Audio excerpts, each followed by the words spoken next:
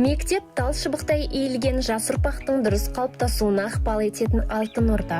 Тарыдай болып кіресің, таудай болып шығасың деп ақын Мұқағали айтқандай, расында өмірге енді ғана аяқ басқан жас бүлдіршінге әріп үйретіп, үлкен өмір ағасына дайындайтын ұстаздар қауымының еңбегі зор. Кендіғалаға қарасты Ашсай ауылында 2 мектеп бар. Солардың бірі 84 жылдық тарихы бар Максим Горький атындағы нөмірі 8-ші жалпы орта мектебі. Білім ордасында 157 оқушы оқиды, 29 ұстаз қызмет етеді. Балалардың бос уақыттарын тиімді ұйымдастыру мақсатында қолөнер, көркем сөз, көркем сурет және спорт үйірмелері ақысыз негізде жұмыс жасауда. Төменгі Көккөз ауылынан қатынап оқитын оқушылар арнайы автокөлікпен тасымалданады. Мектеп табалдырығын аттағаннан таңғалдыратын көрініс ғимараттың безендірілуі. Мұнда сынып бөлмелері ерекше дизайнмен жасалған.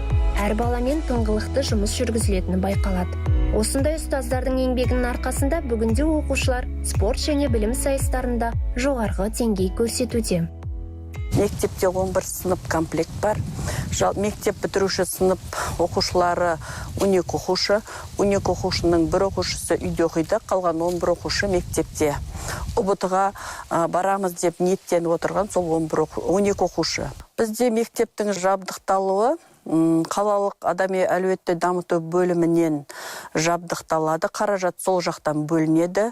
Сонымен қоса мектеп бітіріп кеткен демеушілеріміз әрдайым қол ұштарын беріп, көмек беріп тұрады.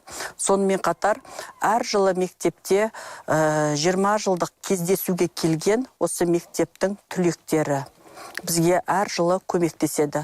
Мектепке келіп олар мектептің жай күйін бақылап, қандай заттар керек, қандай бұйымдар керек, солардың бақылап, өздері ақылдасып, мектептің жабдықталуы мен мектептің бүкіл тұрмыс жайына көмек береді. Алайда мектепте кадр мәселесі байқалады. Басты себеп білім ошағының шалғай мекенде орналасқандығы мен маңайда бос тұрғын үйлердің жоқтығы.